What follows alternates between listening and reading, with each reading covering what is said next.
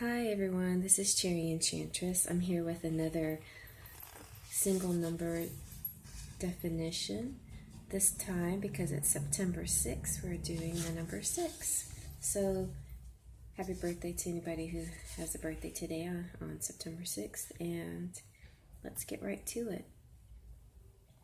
The number 6 vibrates to the planet Venus. It represents the feminine essence, compassion, and until Venus gives up her rulership of Taurus, when the planet Pan-Horus is discovered, also money. 6 is the number of love and romance. A person or entity is influenced by the number 6 if born on the 6th, 15th, or 24th day of any month in any year. People or entities born on the 6th are stamped with a distinct imprint of the number 6. So are those born on the 15th, 24th day of any month, but these will in addition be challenged to unlock the karmic mystery of the compound number 15 or 24, as the case may be, in their lives. The same is true of the single and compound number of the name of the person or entity being analyzed. The number 6 attitudes and characteristics will be periodically exhibited by the 6th person or entity and will interact with that person's or entity personalities in different ways depending on the individual sun sign. So, as I mentioned in other numerology talks, the numerology can be good for entities, which is like a business, or let's say you're writing a book and you're coming up with the title of your book. It could be very harmonious if you pick a number that, say, has good financial success or has help from high places. Those kind of things could actually help you and influence the luck of your book or success of your business or whatever it is. So you might want to take that into consideration. Now, number 6 is Venus, and so Venus is the ruler of Libra, so that's the natural ruler, a natural sign that harmonizes with the number 6. And there's lots of love cards here on display, and I'll go through them later, but definitely it's the number of love and romance and beauty. So here's some different sun signs, the way they vibrate with the number 6. Aquarius, Taurus, and Libra, 6 vibration intensifies the sun sign personality traits. Scorpio and Aries, the 6 vibration sometimes opposes the sun sign motives, but with effort can be used to balance the sun sign nature.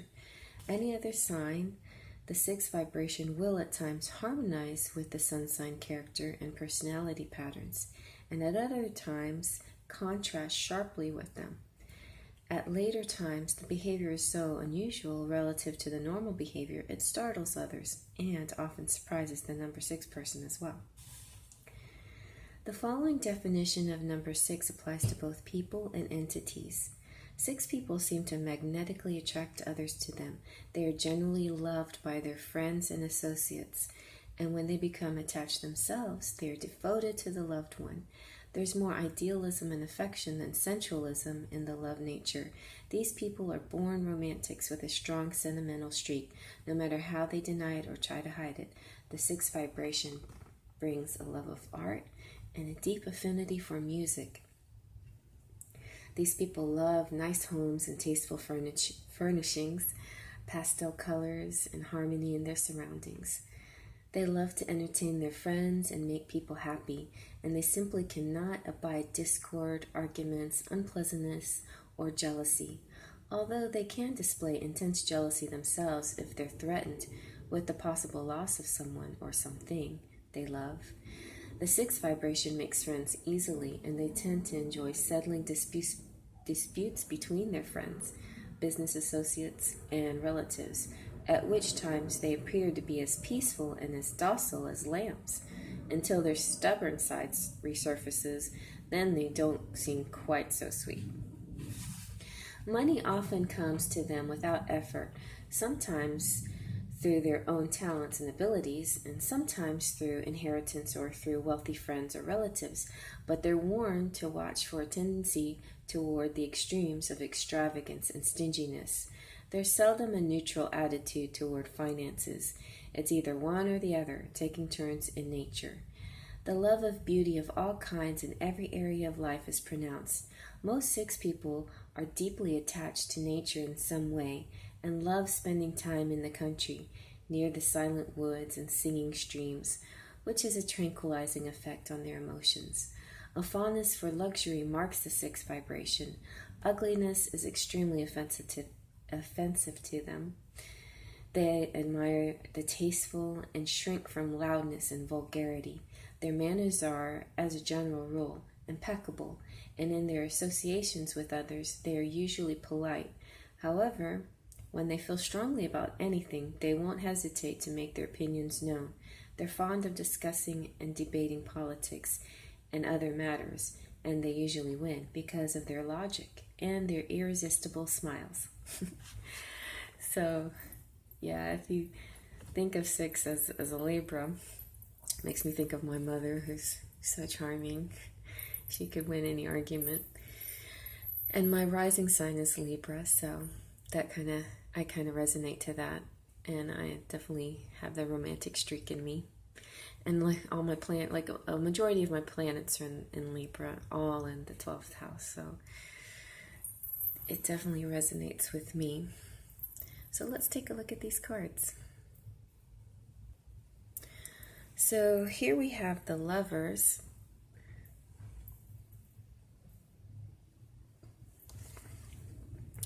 And when you see that, right off the back, you're like, yes, love. And that's true. It's about love. And this represents union. So when it comes up, it might mean you're about to come into union with your twin, possibly. It represents balance and energy and flow and love and desire and passion, melding of heart and mind, forming a union or marriage.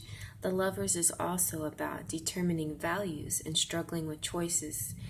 The pure simplicity of the calla lily contrasts the sensual complexity of the rose. Can you see the calla lily and the rose? Let's see. Right here is the calla lily, I believe, and right here is the rose. Let's try to zoom in on them.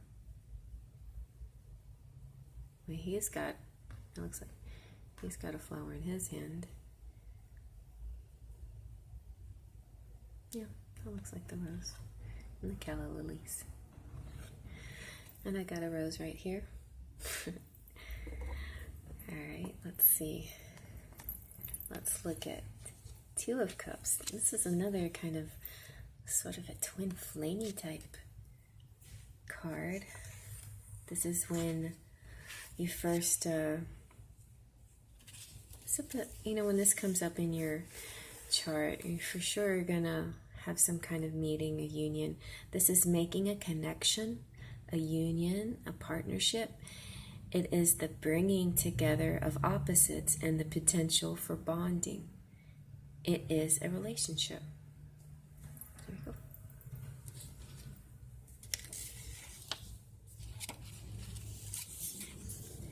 I love the 10 of Cups. It's like overflowing with love, Lots of love in this one. 10 of Cups means the final attainment. Let's try to zoom in on this really good. There we go. The final attainment of serenity and peace. Success and happiness have been granted at last. An all-encompassing emotional contentment. That's definitely something to look for, right? All-encompassing emotional contentment. Yes, I want some of that, please. Give me a cup of that. So yeah, I like this card a lot. That's very nice. And I hope to see that in your charts, in your cards, in your readings. Alright, so, and then in my oracle cards, I have the Love Springs Eternal card. And so these are the 2 love cards in the oracle deck. Love Springs Eternal is like a partnership. It's the way it's described in the book is that it's something to achieve. It's the long-term love, the long-lasting commitment that lasts. It's the looking eye to eye and seeing each other for who you are and loving each other exactly the way you are. And this is also would represent union and marriage, I think. And so the entwined is a connecting of minds. So it's like in the book it suggests that it is the new love, the fresh, and what we could strive for is that new burst of excitement and energy when we found someone new to turn into this kind of love, the long-lasting love, the commitment. What I find from the symbols here, and because it's called entwined, it's a connection. It's like a mind connection. It's a telepathic connection. It's a way that you feel each other beyond the physical, but because you feel each other so well, you feel connected, entwined together. That's another kind of love that's a little bit deeper. It's got a little bit of Pisces in it. It's like the initial part of it is like the air Libra because of the heads, but because it's so deep, it becomes more like a deep Pisces, Cancer, Scorpion kind of love. The mermaids, I think, of Pisces. I think this is kind of more like the love I strive for, because this is kind of how it is to have Libra and the 12th house. It's all this love, but that goes very deep. It's more profound than just sort of like a puppy love, let's say. It's very deep and profound. The angels also have a romance card. And this one is, what I love about this one is how you can't even make out the images of, what are they? And then you look a little closer and you can tell it's you can't tell it's a shape like of a woman. You can barely tell it's the shape of a man on this side. Oh yeah, there is his face. And he's got like a cape. But from a distance, all you can tell is that there's her face. Okay.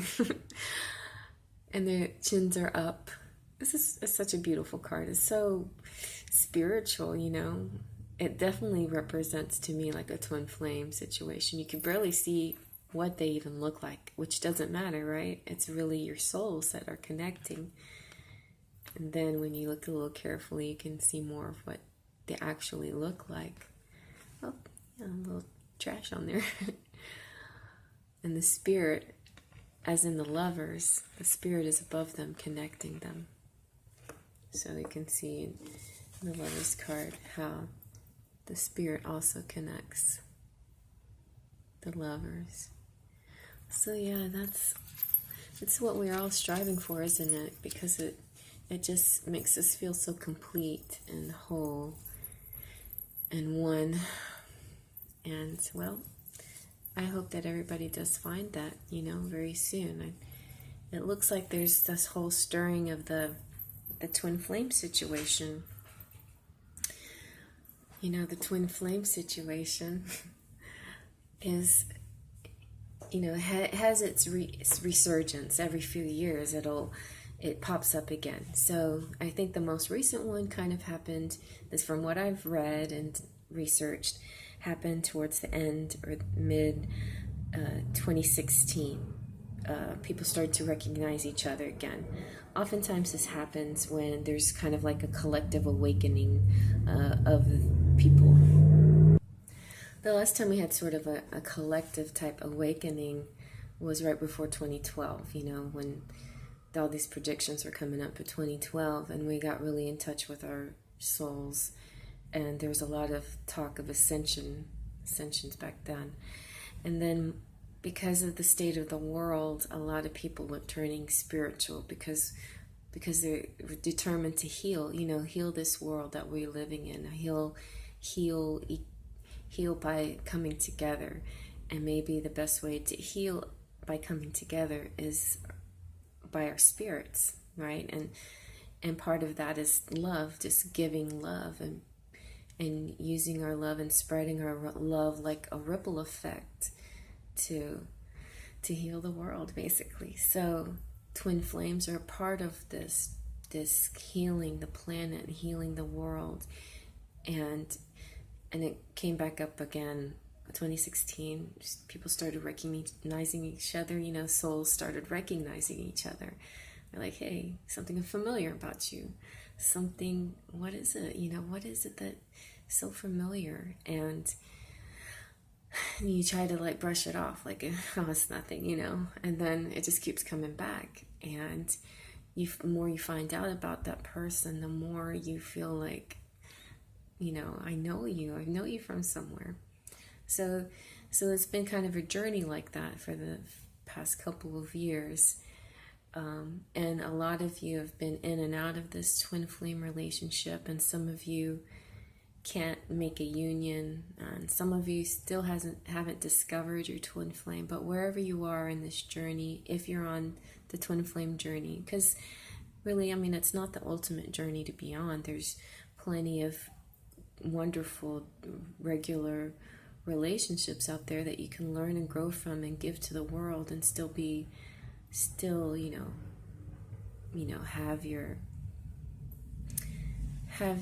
have a potential for harmony and beauty and everything out there, and it be part of your purpose, So anyway, but if you do feel that stirring inside you, like you found your twin flame, even if it might be a full flame, which I don't even understand that too well, but the flame that you think could be the one, or might be the one, and it turns out not to be the one, it's only preparing you for the actual one. So I don't think there's anything wrong with that flame either. Like, if your heart is getting prepared, if your spirit is getting prepared, if you're out there open and loving, then it's not wrong. Love is never wrong. Love is always right. So keep on loving, you guys. Keep your heart open. Keep your minds open. Be kind to people. See the beauty in things. Go out and smell the roses. Things like that. Take a walk in a garden. How about even start a garden, I need to do that. That's one thing. When the weather cools down, I might even start planting. So that is my number 6 talk. I hope you enjoyed that. I hope you will like the other single number numerology talks. And I will put the video the worksheet video that explains how to calculate your single and compound numbers. And more numerology to come. Faith, Just, and Pixie Dust.